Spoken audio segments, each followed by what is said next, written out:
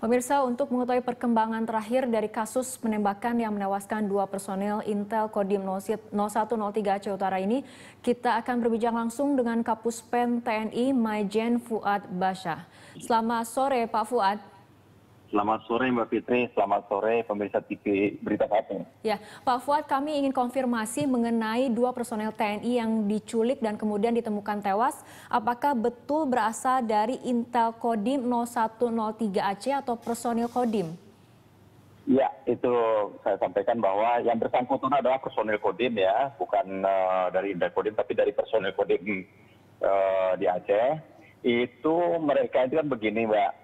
Situasi daerah Aceh itu sebenarnya kan relatif aman, mereka sudah mulai damai, masyarakat sudah mulai tentram. Kemudian ternyata ada laporan dari masyarakat adanya kelompok-kelompok orang yang bersenjata yang di daerah atau di Kota Makmur itu, kemudian cukup meresahkan masyarakat gitu, meresahkan dalam arti kata sampai meminta uang dan lain-lain, sampai mengancam yang tidak memberi gitu. Nah, dasar itulah makanya rakyat laporan ke Kodim. Kodim mengirim 2 utusan dari anggota untuk ke daerah untuk membina, untuk melaksanakan pendekatan-pendekatan teritorial, pendekatan-pendekatan sosial gitu ya. Dengan harapan masyarakat tidak terlalu gundah dengan situasi ini, masyarakat bisa mempercayakan kepada TNI Polri dalam pengamanan ini, kemudian masyarakat juga wajib lapor apabila terjadi sesuatu.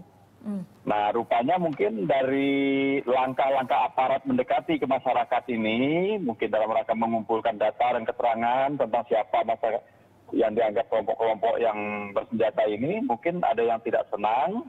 Kemudian sepulang dari rumah kecil, ini 2 anggota kita ini langsung disandra. Nah, anggota kita ini kan karena itu daerah memang daerah tertib sipil, daerah aman. Kemudian mereka dengan tujuan juga untuk mengadakan pembinaan, menenangkan masyarakat yang nggak ada bersenjata gitu. Sehingga mereka dengan mudah untuk mengambil karena mereka bersenjata. Kemudian mereka eksekusi. Baik, Pak Fuad, ini kan kemudian di lokasi ditemukan selongsong peluru, ada 12 butir selongsong senapan AK-47 dan 3 butir selongsong senapan jenis M16. Dari hasil penyelidikan, dari hasil pengejaran, apakah sudah ada indikasi mengenai pelaku dan juga motif dari penculikan serta pembunuhan ini?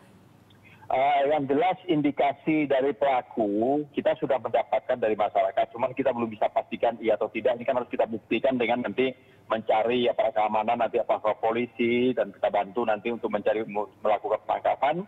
Apabila itu sudah kita tangkap, baru kita bisa membuktikan bahwa ini kelompok sini. Tapi indikasi sementara kita sudah bisa tahu siapa-siapa kira-kira, namun kita belum bisa berikan karena terlalu dini nanti kalau kita sampaikan sebelum ada bukti-bukti yang nyata.